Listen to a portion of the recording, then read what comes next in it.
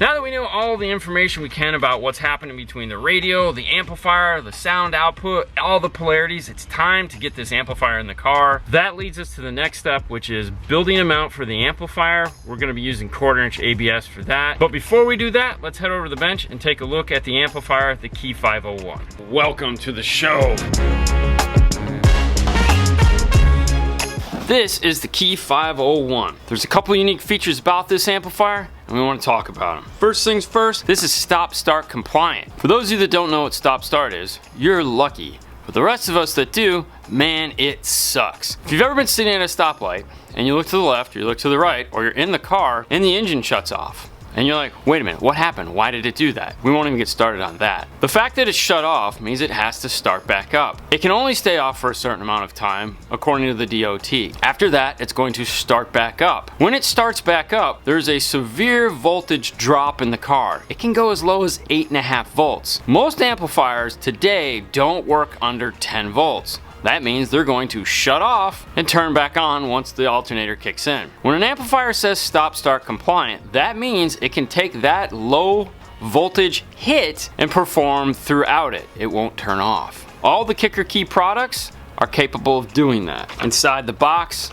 we get the immediate stop. Kicker Tech support can help. Definitely give them a call. If you're having some form of an issue, that's what they're there for. That's why they put this piece of paper in the box. Quick start guide. On the back side of it, here at the top, is the English version of what you need to do in order to program this amplifier after the fact. There is also online, located here if you scan this QR code, the full instruction manual of everything this amplifier is capable of doing. There's a bag of parts, not many.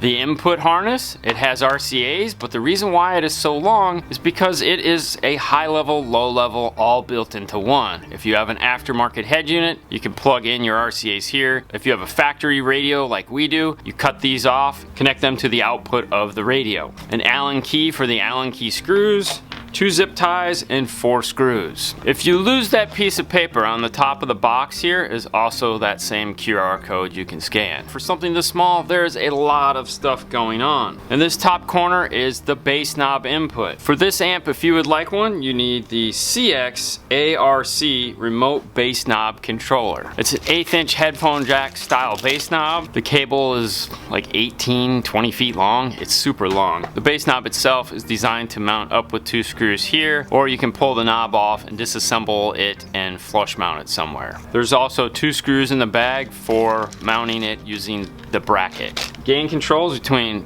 0 and 11 volts. Next to that is your high level, low level switch. When pressed in is high level, which we will be doing. DC offset on and off. Oh, we got a test for that. That is what we use to turn the amplifier on instead of a remote turn on. Most of the time it's 6 volts. However, it can be lower or higher. Positive test lead into the speaker output from the radio. Negative go to ground. And we have a 3 volt. Turn the car off. If you'll notice, it stays on for a couple minutes. That's perfectly normal. And then it'll slowly go away. It's waiting for the car to boot down. In some cars, it'll turn on as soon as you unlock the door. This also had that light blue wire over here. I want to test that as well. Turn the car back on. And that's 12 volts. Turn the car off. And it goes away. So we have 2 options on this one. We can use this light blue wire here as a remote turn on, which is 12 volts. Probably a really good idea, or we could use the DC offset. Though it's 3 volts, not all amplifiers will take a 3 volt DC offset trigger. Fortunately for us, the Kicker Key will, but I like the idea of having a dedicated on and off 12 volt circuit. I feel this one is probably gonna be more reliable for us. So in this case, we're kind of lucky. We're gonna be using the 12 volt trigger at the amplifier, so we don't need to turn this on. In is on, out is off. The 3 knobs across the top here are your high pass filter, also known as a subsonic, between 10 and 40 hertz. Your low pass filter, between 40 and 160 hertz. And of course the all important bass boost, 0 to 6 dBs of boost to give you that sound. The key button is located over here. This is what we're going to use to do the programming in the end. Some specifications on the amplifier. At 4 ohms it's 150, at 2 ohms it's 300, at 1 ohm it is 500. Frequency response is between 10 and 160 hertz. Hz. Signal to noise ratio is greater than 90 dB. Input sensitivity is 125 millivolts to 5 volts for the low level and 1 volt to 40 volts for the high level. Variable 24 dB per octave electronic crossover. Let's get this mounted to our amp board. I want to make sure whatever mount I make takes in consideration the size of this amp cover. This is the amplifier. I'm thinking this area over here is going to be a perfect place. I can make an L that comes off of this seat bolt down and around. The power wire needs to go towards the center console. There's enough room at this end for that. Our ground is located right here in the factory ground point, so that's a short distance away. I don't need a ton of room on this. I just need enough room to get to all my gain controls and the key button, which I have access to. I can move this out just a little bit to get more room for that. So basic L shape would be perfect.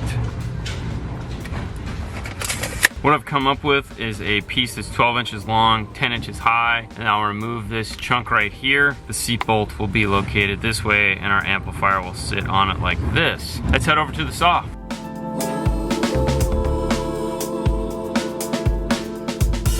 And this is what I needed.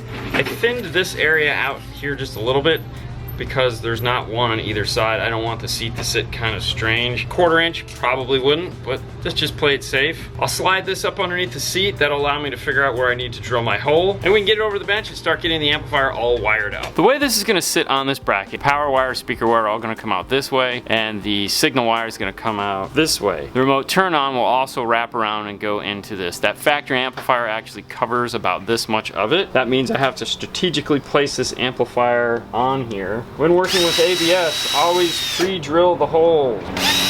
It does not like you to just put a screw into it. The first wire I'm going to add into this is my bass knob that is going to run this way. My remote turn on wire, which is going to run this way. Fernando's already taken the time to put heat shrink, the ends, and braided loom over the wiring. To line our holes up on this run of wire here, we'll grab our wire ruler and a 9/64 drill bit. Set this in place where we want it to stop and start. And sometimes when you get to the edge here, you can just drill in your own holes matching these as the guide. There's two ends to a zip tie, obviously. You have the head and you have the feed. Depending on how you're gonna mount your amplifier, the head either has to go on the top or the bottom. Obviously the bottom is the prettier place for it, but whatever you decide, make sure that you always put the feed leg through the same hole. In this case, we'll be going with the hole closest to the amplifier, feeding it through, coming around to the outside, and then we can pull it in.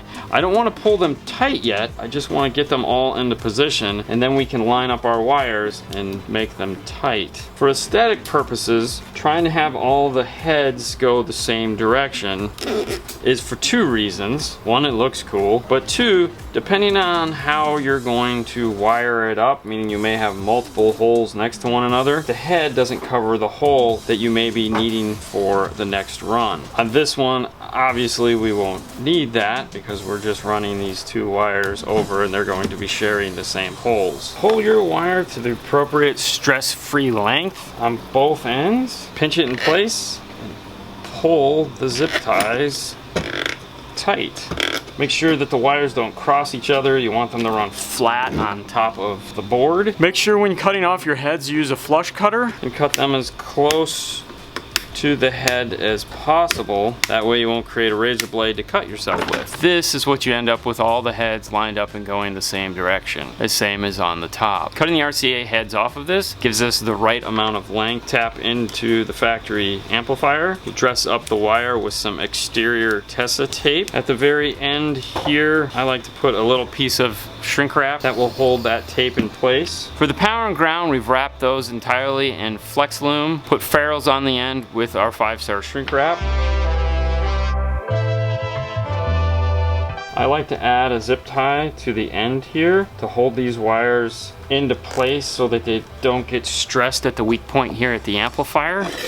Now they're attached to here, and no matter what I do, it's not gonna hinder this connection at all. For our subwire, we ran a dual 12 gauge in that same braided loom. Finished the ends with ferrules. The same thing, add in a zip tie here at the base. I'm adding a few zip ties onto the other end of the amplifier to hold the speaker wire in place. And this is what I was talking about. I had to drill this other hole here, so there's going to be 2 runs next to one another. The head is on the outside, which is exactly where I want it. I can thread my zip tie through the holes, and the next hole in line isn't blocked by the head of the zip tie. So as I tighten it down into place, the 2 heads are in sync with one another. So this one was blocking this hole was free. Now that hole is clogged, this hole is open, so I can conceivably come down as many times as I want. But I don't need to, because this amplifier is ready to get into the car. All our wiring is done.